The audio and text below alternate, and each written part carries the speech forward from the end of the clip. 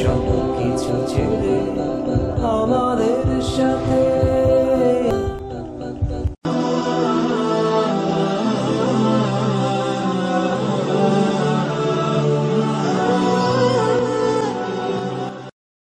اللهم صل وسلم.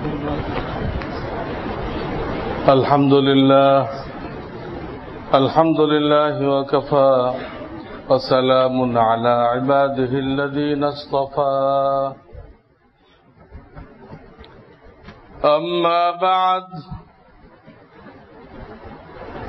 فأعوذ بالله من الشيطان الرجيم. بسم الله الرحمن الرحيم. كنتم خير أمة أخرجت للناس تأمرون بالمعروف وتنهون عن المنكر أقوموا وتؤمنوا بالله. وقال رسول الله صلى الله عليه وسلم إذا كانت ليلة النصف من شعبان فقوموا ليلها وصوموا يومها فإن الله تعالى ينزل فيها لغروب الشمس ويقول ألا مستغفر فأغفر له ألا مبتلا فهو عافية ألا مسترزق فأرزقه حتى مطلع الفجر أو كما قال رسول الله صلى الله عليه وسلم. बुजुर्गान मोहतरम, अल्लाह रब्बुल आलमीन आखिरी नबी मुहम्मद रसूलुल्लाह सल्लल्लाहु अलैहि वसल्लम उम्मत के বাহ্যিক ভাবে হায়াত কম দিয়েছেন। এই কষ্টের দুনিয়ায় বেশি কষ্ট দিতে চান নাই। দুনিয়া মানে কষ্টের দুনিয়া, জান্নাত মানে আরামের জায়গা, আর দোজখ মানে আযাব গজবের জায়গা। দুনিয়াটা কষ্টের জায়গা, এটা স্বীকার করতে হবে। এক আয়াতের মধ্যে আল্লাহ নিজেই বলেছেন লাকাদ খালাকনাল ইনসানা ফি কাবাদ। সূরা বালাদ আপনারা পড়ছেন আম্মা পারার মধ্যে, লা উকসিমু বিহাদাল বালাদ, ওই সূরার মধ্যে লাকাদ খালাকনাল ইনসানা ফি কাবাদ, আমি মানুষকে কষ্ট ক্লেশের মধ্যে সৃষ্টি করেছি।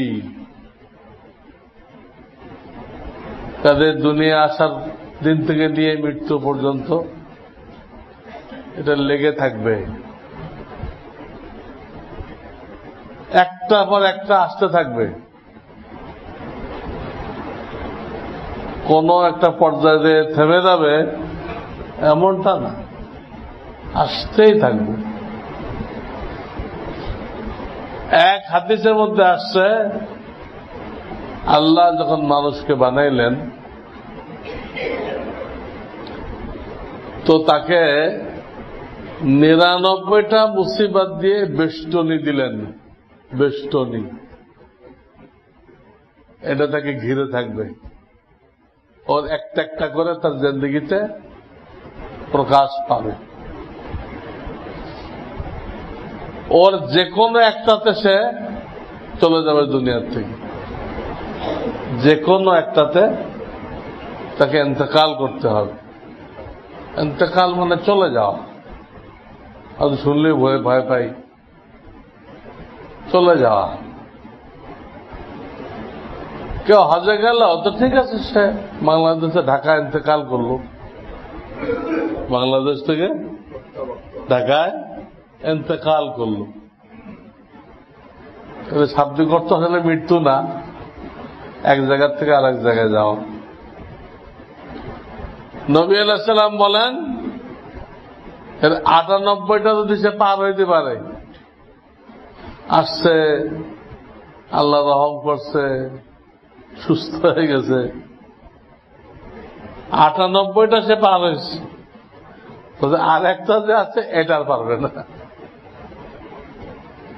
এটার নাম হল মানুষ যে বৃদ্ধ হয়, বৃদ্ধ, এই বৃদ্ধতা এটা পার হওয়া সম্ভব না। এটা হলো সর্বশেষ। সবগুলো পার হলে ওটাতে এসে অটোমেটিক চলে যায়, আর কেউ আগেও যেতে পারে। এই জন্য এটা লেগে থাকবে। এর বহুত ফায়দা আছে। গুনাহ খাতা মাফ হয়, অনেক সওয়াব পাওয়া যায়। এমনকি এক হাদিসে আসছে, কতক লোকের জন্য আল্লাহ তাআলা জান্নাতের মধ্যে একটা পজিশন বরাদ্দ করে রাখছেন, কিন্তু তার ইবাদত বন্দেগী কম। এইটা দিয়ে ওই পজিশন হবে না, অর্জন হবে না। তখন আল্লাহ রাব্বুল আলামিন এই বালা মুসিবত যে আসে এর সওয়াব দিয়ে ওইটাকে পূরণ করে দেন, দিয়ে তাকে ওই যে পজিশন ঠিক করে রাখছেন ওখানে পৌঁছাই দেন। এত ফজিলত, কিন্তু চাওয়া নিষেধ। এত ফজিলত শুনে দোয়া করতে আরম্ভ করলেন, জানলা বেশি বেশি বালা মুসিবত দাও, তা জায়েজ নেই। এই দোয়া করা না জায়েজ। দোয়া করতে হবে আফিয়াতের, আল্লাহ সুস্থতা দাও, তোমার ইবাদত বন্দেগী যেন করতে পারি, চাইতে হবে। এটা ওটা চাওয়া ছাড়া আসবে, তখন আবার ওটা দূর করার চেষ্টা করতে কইছি। আল্লাহ দিছে, আমিও ঠিক করব, তোমার কিছু দায়িত্ব আছে। তুই সালাতুল হাজাত পয়লা আমাকে বলো, আল্লাহ আমার কষ্ট হয়েছে, আমি বড় কমজোর, স্বীকার করো, তুই কমজোর স্বীকার করো। তারপর আমার নবীর সুন্নত হিসেবে চিকিৎসা করো। আমার নবী কি বলছে? চিকিৎসা করো। ডাক্তারে ভালো করবে না, ডাক্তার করে সুন্নত আদায় করো। এর বাইরে ডাক্তাররা কোনো পাওয়ার নেই। বড় হার্টের ডাক্তার হার্ট অ্যাটাক করে মারা যাচ্ছে, হার্টের ডাক্তার হার্ট অ্যাটাক করে মারা যাচ্ছে, কে চিকিৎসা দিবে? সুন্নত আদায় করতে পারবে সে। শেফা কার কাছে? শেফা আল্লাহর কাছে। দেখেন, চাওয়া নিষেধ, আসলে সবর করতে হবে, আল্লাহর কাছে সালাতুল হাজাত পড়ে দোয়া করতে হবে, ওটা দূর করার জন্য চেষ্টা করতে হবে, সুন্নত। কিন্তু একই ডাক্তার হবে, ডাক্তারের হাতে কিছু নেই, ওষুধেরও কিছু নেই, আল্লাহ যা চান তাই হবে। এই একইনের সাথে চিকিৎসা করতে হবে। হ্যাঁ, মাদ্রাজ গেলেই ঠিক হয়ে যাবেন আপনি, হ্যাঁ, ব্যাংকক গেলেই ঠিক হয়ে যাবেন, তো শিরক শিরক। কারো হাতে এগুলো নেই। মাদ্রাসায় সব ডাক্তার মারা গেছে, আগে যারা ছিল কেউ নেই। এখন এক দেবীর নামে নাম দিয়েছে চেন্নাই। এমন দেমাগ খারাপ হয়ে গেল। যাই হোক, তো আল্লাহ মুসিবত থাকবে, সওয়াব অনেক চাওয়া যাবে না। তো এই উম্মতকে আল্লাহ যেহেতু এটা কষ্টের জায়গা, বেশি একটা কষ্ট দিতে চান নাই, তাড়াতাড়ি বেহেশতে নিতে চাইছেন, হায়াত শর্ট।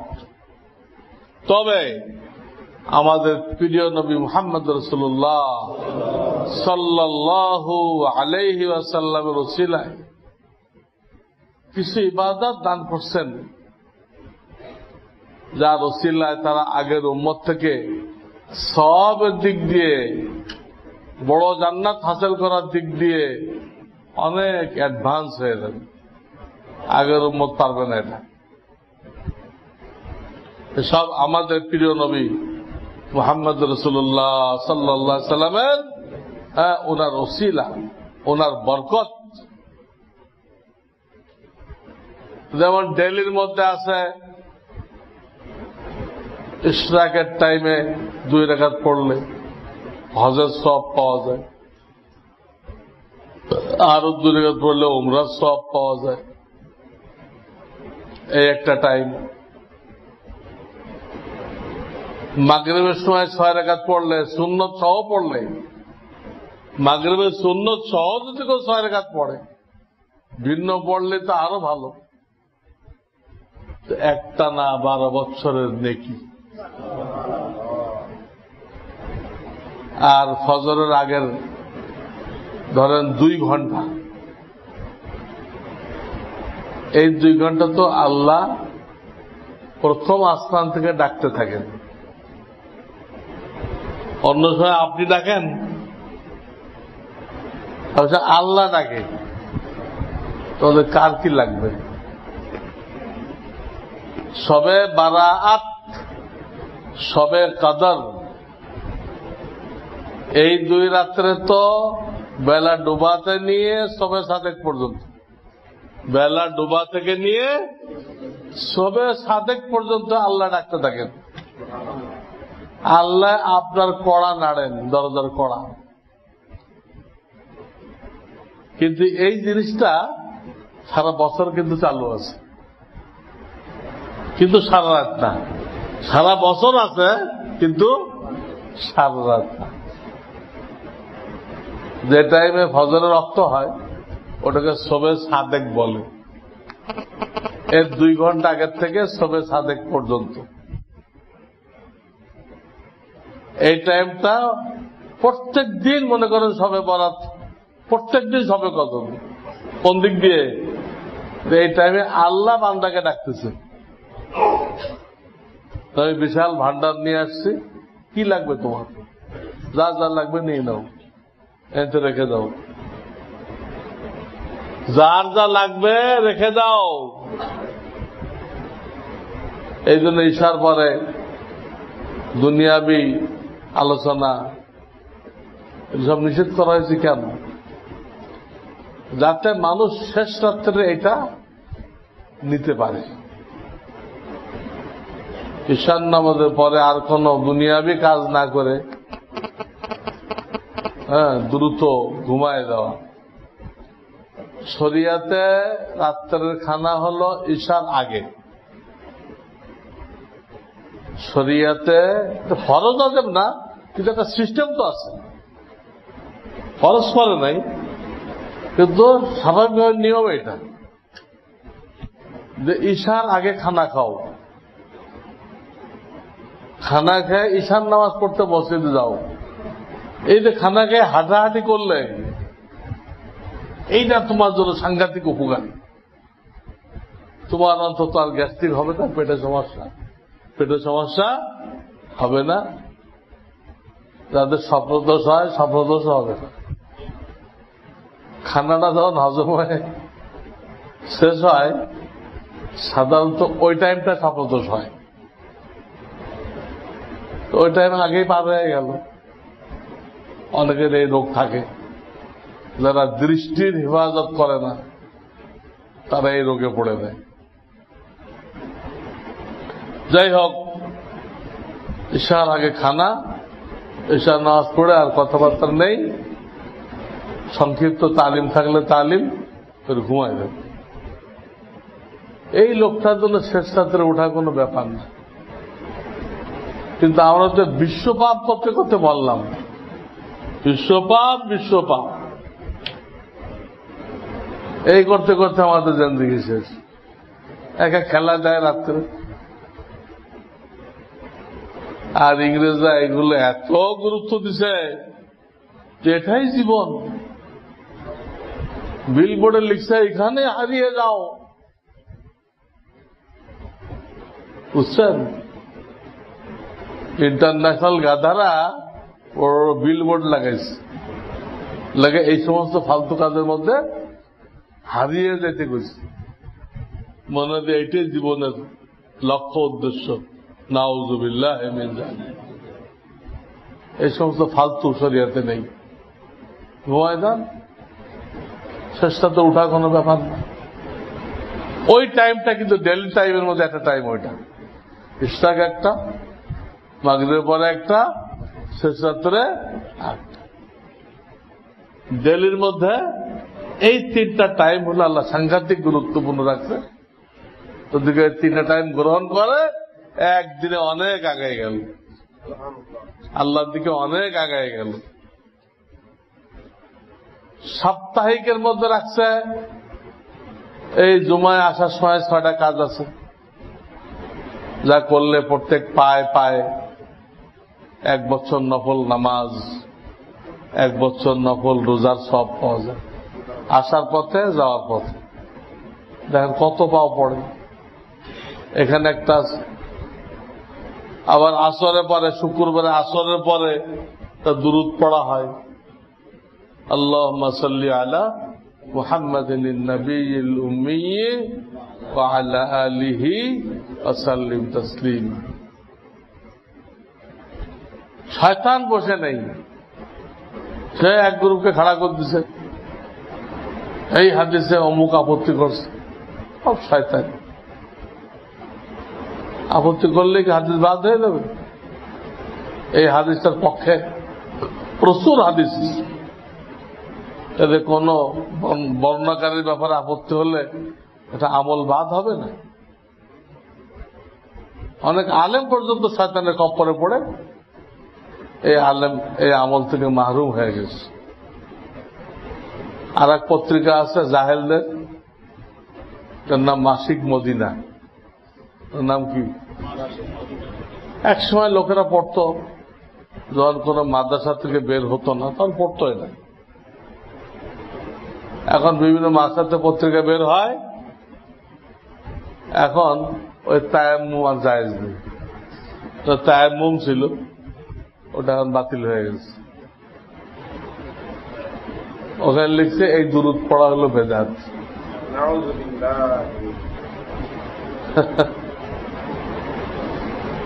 বেদাতরা আমাদের আমলগুলোকে বলে বেদাত। তারা সারাদিন বেদাত করতেছে, আর আমরা যারা সুন্নত করি এটা হলো বেদাত। আমাদেরকে বেদাত নয়, দাঁত আছে, দাঁত পাওয়া গেছে।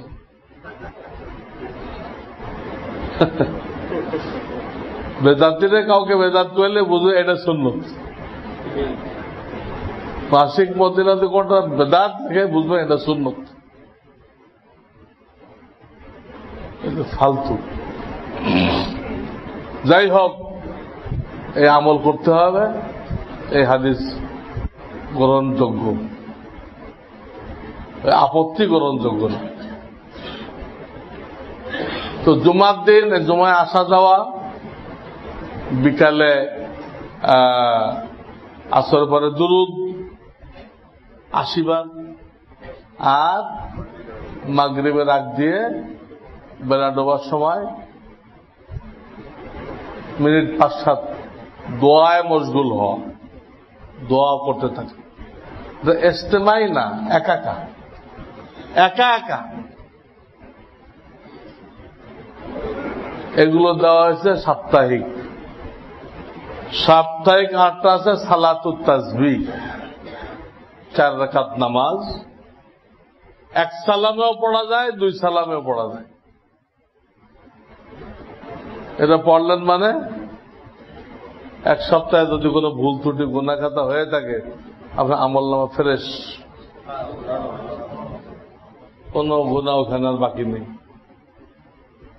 সালাতুত তাসবিহ এমনি নামাজের মতোই, খালি একটা আছে কালেমায়ে সুম, এটা রুকুর থেকে উঠে বিভিন্ন জায়গায় পড়তে হয়। দাঁড়ানো অবস্থায় 3 জায়গায়, সিজদাতে 4 জায়গায়। সুবহানাল্লাহি আলহামদুলিল্লাহি ওয়া লা ইলাহা ইল্লাল্লাহ আল্লাহু আকবার। এইগুলো সাপ্তাহিক, আমাদের নবীর ওসিলায় সাপ্তাহিক এইগুলো দেওয়া হয়েছে। মাসিক দেওয়া হয়েছে আইয়ামে বীজ, চাঁদের শুরুতে বা মাঝে বা শেষে 3টা রোজা রাখা। চাঁদের শুরুতে বা মাঝে, মাঝে মানে 13, 14, 15 বা শেষে 27, 28, 29, এই 3 দিন। এই 3 দিন কেউ রোজা রাখলো তো সে পুরা মাস রোজা ছিল, আল্লাহর খাতায় সে পুরা মাস রোজাদার, একদিনও গ্যাপ নেই। এটা দেওয়া হয়েছে মাসিক। আর কিছু আমল দেওয়া হয়েছে বাৎসরিক। বাৎসরিক যেমন আরাফার রোজা, এই হজের মাসে আসবে, এটা 9 তারিখে। যখন যে দেশে 9 তারিখ হয়, হাজিদের আরাফার সাথে মিলানোর দরকার নেই। যখন যে দেশে আরবি 9 তারিখ হয় চাঁদ দেখা হিসেবে, তখন একটা রোজা, যার দ্বারা 2 বছরের গুনাহ মাফ হয়, পিছনের 1 বছর আর সামনের 1 বছর। এই একটা আমল দেওয়া হয়েছে। আর একটা তো সামনের আসতেছে, যেটাকে সবে বারাআত বলে। বরাত না, কিন্তু অনেক বরাত, আল্লাহ আমাদের বরাত লেখে, কার বরাতে কি আছে, ওই বরাত না। এটা বারাআত মানে সাধারণ ক্ষমা। ওই রাত্রে আল্লাহ সাধারণ ক্ষমা ঘোষণা করেন, সবাই মাপ। তবে যাদের ইমানের মধ্যে শিরক মিশানো আছে, শিরক, এজন্য আগেও বলছি ভাই, এসো ইমান শিখি পকেটে রাখেন আর তালিম শুরু করুন। শিরক যেন না থাকে, এ মাপ পাবে না, তো তওবা না করে। যারা অযথা বাপ মাকে কষ্ট দেয়, অযথা, যারা মদ খায়,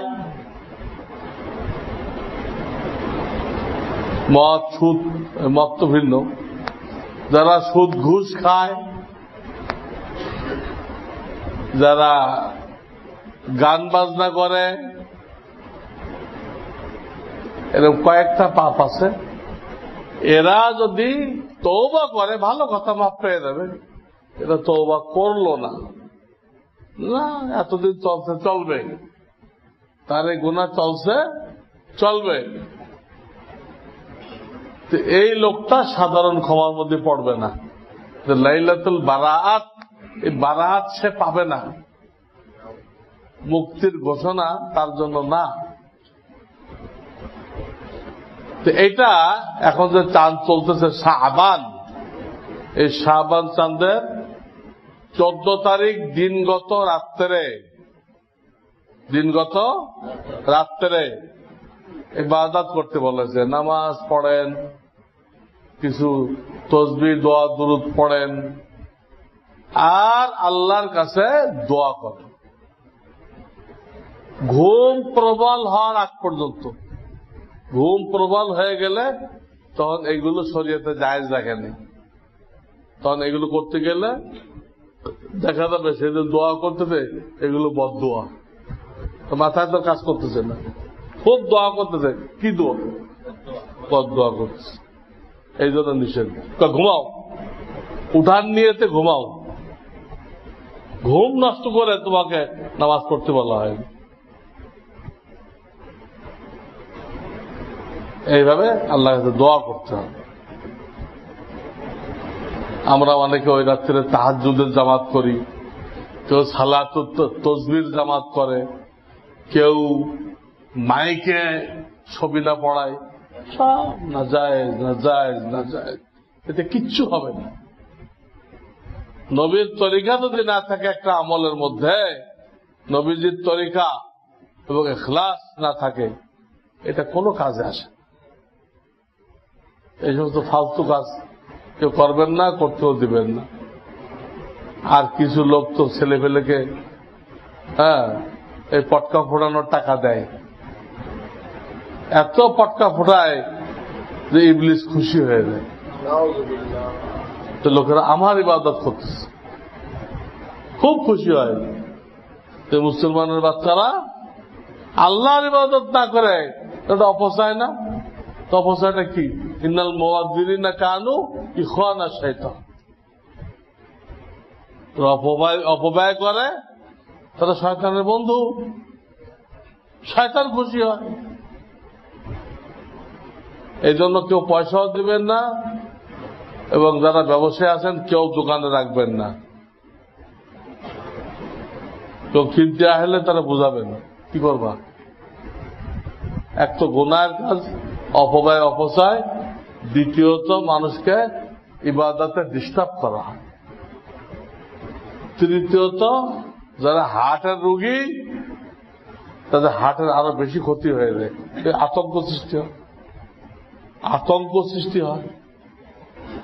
এমনও ঘটনা ঘটছে এই পটকা ফোটানোর কারণে, এক বাচ্চা ভয় পেয়ে খাটাতে লাফ দিয়ে পড়ছে, ওটা কাঁপতে কাঁপতে মরে গেছে। কত ঘর বাড়িতে আগুন লেগে গেছে পটকা ফুটাইতে দেবে। আমি একবার রিক্সায় করে আসতেছিলাম, আমার জামা পুড়ে গেছে, আমার নিজের। দেখতেছি আমার গায়ে পড়তেছে, রিক্সায় তো লাভ দেওয়া মুশকিল। এইগুলো মুসলমানের ছেলে পেলে করে। কি শিক্ষা দিচ্ছি? সন্তান আমাদের ঘরে আসলো আর আমরা গরু ছাগলের মধ্যে ছেড়ে দিলাম, এই দায়িত্ব আমাদের? কিচ্ছু শেখায় নাই। এর অর্থ এর বাপ মা একদম ইন্টারন্যাশনাল জাহেল, ছেলেকে কিচ্ছু শেখায় না। এই ধরনের লোকের সন্তান নেওয়াও ঠিক না। এবার সমাজকে কষ্ট দেয়, আল্লাহ নাফরমান তৈরি করে। নাফরমান বাড়ানো তো দরকার নেই। হালুয়া রুটি করে, এগুলো বেদাত। একা একা, কোন ইস্তেমাই না, একা একা যে কোনো সূরা দিয়ে নফল নামাজ পড়বেন, তাসবিহ তাহলিল জিকির করবেন, আর দোয়া আল্লাহর কাছে চাওয়া। কিন্তু আল্লাহ নিজেই প্রথম আসমান থেকে বলতেছে, কার কি লাগবে চাও, আমি নিয়ে আসছি। এই রাত্রে ফেরত দিবে? ওই কয়েকটা গুনাহগার ছাড়া কাউকে ফেরত দিবে না। খুব দোয়া করতে হবে, এবং তার পরের দিন রোজা রাখতে হবে। একটা রাখলেও চলবে। একটা এবছর পড়ছে শুক্রবার, সামনে শুক্রবার। আর যাদেরকে আল্লাহ তৌফিক দিচ্ছেন তারা এর আগে আরো দুটা রাখতে চেষ্টা করবেন, বুধবার, বৃহস্পতিবার, শুক্রবার। এখানে শয়তান বসে নাই। বিভিন্ন রকম অপপ্রচার, এক একজন কি দলিল দিচ্ছে। আমি এত বছর সৌদি আরব ছিলাম, সৌদি করারও তো অভিনয়, সৌদি আরব সেটা তো কোনোদিন সময় বরাদ হয়নি। সৌদি আরব দলিল, কোরআন সুন্নাহ দলিল। মিশকাত শরীফের একটা পৃষ্ঠা, এটা বিশাল পৃষ্ঠা, এই আমার টেবিলের মতো না, এর থেকে একটু কম। কিতাব এত বড়, এর এক পৃষ্ঠা, সব এই ব্যাপারে। আর যারা এই 6 ভাগ অস্বীকার করে এরা হলো তথাকথিত আহলুল হাদিস ভাই, অস্বীকার করে। অথচ তারা যে ঘড়ির মেকারকে মুজাদ্দিদ মানে, আমাদের তথাকথিত ভাইয়েরা এক ঘড়ির মেকারকে মানে মুজাদ্দিদ, তাদের মুজাদ্দিদ তো ঘড়ির মেকার, মসজিদের খাদেম, এগুলো। সেই ঘড়ির মেকার নাসির উদ্দিন আলবানী, ওনাদের সবচেয়ে বড় যে, তিনি পর্যন্ত লিখছে তার বইতে যে ভাই 6 ভাগ অস্বীকার করা যাবে না, কারণ এখানে সব হাদিস আমি ঘাটছি, 8টা হাদিস এরকম পাইছি যে এইগুলো কোনোভাবে অস্বীকার করা যাবে না। অন্যগুলো জবটাও দেওয়া যায়, জয়েব টয়েব কয়ে, কিন্তু 8টা হাদিস আমি এরকম পাইছি। কয়টা? তাহলে একটা হইলে আমার কাজ হয়ে যায়। আহলে হাদিসের সবচেয়ে বড় যে নাম নাসির উদ্দিন আলবানী মানে আলবেনিয়া বাড়ি। পড়ালেখা করে নাই, বাপে দিছিল ঘড়ির মেকারগিরি করতে। ওখান থেকে রিসার্চ করে বিরাট শায়েক হয়ে গেছে, কোন ডিগ্রি ছাড়া শায়েক, একাই শায়েক হয়ে গেছে। এই হলো আমাদের তথাকথিত আহলুল হাদিস ভাইদের বড় ইমাম। ঠিক আছে, আমাদের কথা মানবেন না। কেউ ঘোড়ায় চড়তে রাজি না হলে তাকে গাধায় চড়তে হয়। চড়েন গাধায়, ওনাকে মানেন তো। উনি কইছে 8টা হাদিস এমন আছে, সবে বড় শব্দ হাদিসে নেই, হাদিস আছে লাইলাতুন নিসফি মিন শাবান, শাবান চাঁদের অর্ধেক তারিখের রাত, ওটাকে সংক্ষেপে বলা হয় লাইলাতুল বারাত। এই শব্দটা হাদিসে নেই। আরে বেকো, এই শব্দ কেন থাকবে? এই শব্দ দ্বারা কি বোঝানো হয় এটা আছে কিনা? আমি এক পর্যায়ে লিখছি যেরকম দাড়ি কাটা হারাম, দলিল কি? সূরা নিসার এত নম্বর আয়াত। এক লোক আসছে আমার কাছে, হুজুর আপনি এই আয়াতে দলিল দিচ্ছেন, এই আয়াতে তো কোথাও দাড়ি শব্দটাই নেই, মানে কিভাবে দলিল দিলেন? দাড়ি কাটা হারাম। আপনি কি বুঝছেন? এই আয়াতে কিছু বুঝছেন? এই আয়াতে একটা শব্দ আছে আল মুতাকায়্যিরাতে খালকিল্লাহ, যারা আল্লাহর সৃষ্টিকে পরিবর্তন করে তাদের উপর লানত, আর লানত হলে সেটা হারাম হয়। শব্দটা হল আল মুতাকায়্যিরাতে খালকিল্লাহ, আল্লাহর সৃষ্টিকে যারা পরিবর্তন করে। তা আল্লাহর সৃষ্টির মধ্যে বলা হয় হাদিসে পুরুষের মুখে দাড়ি থাকবে, এটা আল্লাহর সৃষ্টি। মহিলার মুখে দাড়ি থাকবে না, মাথায় লম্বা চুল থাকবে, এটা আল্লাহর সৃষ্টি। এইগুলো যারা পরিবর্তন করে তাদের উপরে লানত, কাজটা হারাম। তো শব্দ আছে এটা আল্লাহর সৃষ্টিকে পরিবর্তন করে। তা আলেমরা বুঝতে কি বোঝানো হয়েছে? এর মধ্যে দাড়ি কাটা আছে, এর মধ্যে কি আছে? কিন্তু মহিলা যে আমাদের মতো চুল রাখে ওটাও আছে এর মধ্যে। এখন ওই বেটা কিন্তু দাড়ি তো নেই হুজুর, তাহলে দাড়ি খুঁজতে গেছেন কেন? ওখানে তো দাড়ি থাকবে না। কিন্তু দলিল বুঝতে গেলে এলেম লাগবে। আমাদের কথায় কথা আপনারা দলিল চান, তা পাবলিকের জন্য ঠিক না। পাবলিকের দলিল হলো আলেম, আলেমের দলিল হলো কোরআন কিতাব।